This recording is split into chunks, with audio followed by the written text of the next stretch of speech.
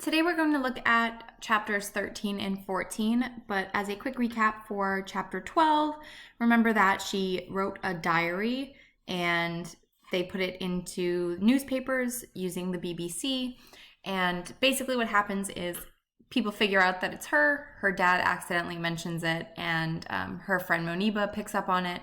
So she no longer is writing the diary, but people now know that she was originally the diarist. Chapter 13, Class Dismissed. Ever since I'd started doing interviews, people in McNora sometimes came up to me and told me I had done well. But many of my mother's friends were scandalized that I had shown my face on TV. Some even said that she would go to hell for not raising me better. And although my mother never said anything to me, I knew she would probably have preferred that I wore a veil. But even if my mother disagreed with my choice, and even if her friends criticized her, she stood behind me. Meanwhile, even some of my friends asked why I had let the world see my face. Fazul's men wear masks, I said, because they are criminals. But I have nothing to hide, and I have done nothing wrong. I'm proud to be a voice speaking out for girls' education, and I'm proud to show my identity. A madman was about to kick more than 50,000 girls out of school in a matter of days, and all people seemed to want to talk about was whether I should have worn a veil. Meanwhile, my brother Kushal was saying that for once he wished he were a girl so he didn't have to go to school. I wonder sometimes if the world had turned upside down. My mother and father liked to watch my interviews, but I usually ran out of the room when they came on the TV. I always liked to give the interviews because I knew how important it was to speak out for girls' rights, but I never liked to watch them. I don't know why. It was fine for the whole world to see me. I just didn't want to see myself. And I suppose I have to admit that I'm a lot like those people who are preoccupied with my appearance. I suddenly noticed all kinds of things about my looks, things that had never bothered me before. My skin was too dark, my eyebrows were too thick, one of my eyes was smaller than the other, and I hated the little moles that dotted my cheek. A couple of days before the official school closing, my father was going to Peshawar to meet two video journalists from the New York Times, and I went with him. They had invited my father to ask if they could follow him on the last day of school, but at the end of the meeting, one of them turned to me and asked, "What would you do if there comes a day when you can't go back to your valley and to school?" Because I was both stubborn and full of hope, I replied, "That will not happen." He insisted it might, and I started to weep. I think it was then that they decided to focus their documentary on me as well. The morning of our last day at school, a two-cameraman crew appeared at our house. I was still sleeping when they arrived. They told my father that they were going to document my day from start to finish. He was surprised. He had agreed to cameras in his school, not in his home. I heard him try to talk to the reporter out of this idea. Eventually, he gave in and the filming began. "They cannot stop me. I will get my education," I told the cameraman. "If it is in home, school, or any place.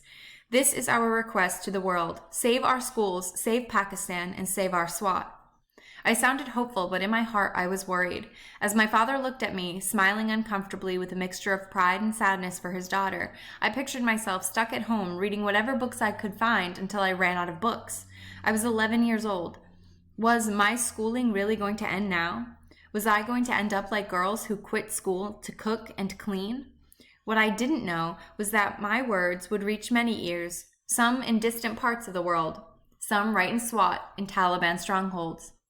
Later, as my friends and I passed through the school gate and the video camera recorded our every move, it felt as if we were going to our own funeral. Our dreams were dying. 2/3 of the students stayed home that day, even though we'd all vowed we'd be there for the last day. Then one of the girls burst through the doors. Her father and brothers had forbidden her from going to school, but as soon as they left, she snuck out. What a strange world it was when a girl who wanted to go to school had to defy militants with machine guns, as well as her own family. As the day went on, the teachers tried to act as if everything were normal. Some even gave us homework as if they'd be seeing us again after the winter vacation. Finally, the bell rang for the last time, and Madam Miriam announced it was the end of term. But unlike in other years, no date was announced for the start of the next term. My friends and I all stood in the courtyard, hugging one another, too sad to leave. Then we all made the decision.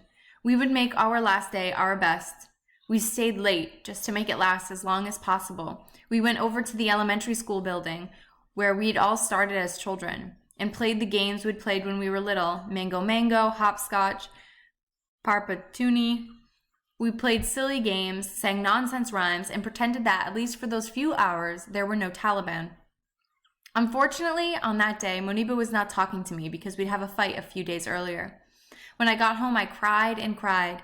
My mother cried too, but my father came home. He said, "Do not worry, Johnny. You will go to school." But he was worried. The boys' school would reopen after the winter holiday, but the closing of the girls' school meant a significant loss of income, which we needed to pay teachers, their salaries, and the rents for the buildings. As usual, many of the families were behind on their tuition payments, and others had stopped paying when Fazlullah issued his edict.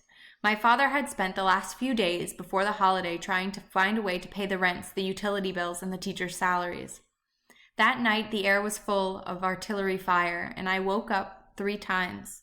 The next morning, my family and I talked half-heartedly about leaving SWAT or about sending me to boarding school far away. But as my father said, SWAT was our home, and we would stand by her through this time of trouble. Chapter 14, Secret School. My father wanted me to continue to improve my English, so he encouraged me to watch a DVD that one of the journalists in Islamabad had given me, a TV program called Ugly Betty. I loved Betty, with her big braces and big heart. I was in awe watching her and her friends as they walked freely down the streets of New York, with no veils covering their faces and no need for men to accompany them. My favorite part, though, was seeing Betty's father cook for her instead of vice versa. But I learned another lesson watching that show. Although Betty and her friends had certain rights, women in the United States were still not completely equal. Their images were used to sell things. In some ways, I decided, women are showpieces in American society too. When I watched, I looked at the hem of their hems cut so short and their necklines so low, and I wondered if there was a clothing shortage in the United States. How crazy it was that a little plastic disc with images of girls in big glasses and shiny braces was illegal. And how odd, too, to watch as Ugly Betty and her friends were free to walk the streets of New York City while we were trapped inside with nothing to do. Another show I was given was the British comedy from the 1970s. It's called Mind Your Language, and about a classroom full of adults from all over the world trying to learn English. Madam Miriam gave it to my father, but I watched it, and it made me laugh and laugh. It's not good for learning English, though, because everyone on the show speaks it so poorly. But it's where I learned some of my favorite sayings like jolly good and okay and excuse me and that's all right. Meanwhile, my little brother Atal and his friends started playing a new game. Instead of playing Papartuni, he and his friends were playing Army versus Taliban. Children all over our neighborhood made pretend weapons out of whatever they could find. They fashioned guns out of sticks or folded paper and grenades out of old water bottles. War and terrorism had become child's play. Sometimes my own little brothers, unaware of what it really meant, would pretend to be Taliban militants or army soldiers. They'd even set up bunkers on our roof where they acted out battle. One day I saw Tal in the background furiously digging a hole. "What are you doing?" I asked. I shuddered when he gave me the answer in the most normal, natural tone. "Making a grave," he said. For all the while, I kept my blog posts as Gal Mukai. 4 days after girls' schools shut down, Fazlullah's men destroyed 5 more schools. "I am quite surprised," I wrote. "The schools are already closed. Why did they need to also be destroyed?" Meanwhile, the army was doing nothing about it but looking busy. Soldiers sat in their bunkers smoking cigarettes, shelling all day, and firing cannons at the hills all night long. But in the mornings, the news would not come that the army had gained ground, but that the Taliban had slaughtered 2 or 3 people. The people of Swat continued going to watch the floggings announced on Radio Mullah, and girls who had only wanted to learn were trapped inside their homes that had become like jails. During those dark, dull days, we heard rumbling about secret talks with the Taliban. Then, out of nowhere, Fazlullah agreed to lift the ban on elementary school for girls. It was all right for little girls to go to school, he said, but he insisted that girls over 10 should stay home in Purda. I was 11, but I wasn't going to let that stop me. Besides, I could easily pass as a 10-year-old. Madam Miriam sent out a message to all the girls in the upper school. If they wanted to defy this new edict, she would open the school doors. Just don't wear your uniforms, she said. Dress in everyday clothes, plain shalmar kameez that won't attract attention. So the next day, I put on everyday clothes and left home with my books hidden under my shawl and my head held high. But Mingora had changed while school was closed for that month. Now the streets were ghostly quiet. Stores were shuttered, houses were dark, and even the normal din of traffic was a mere murmur.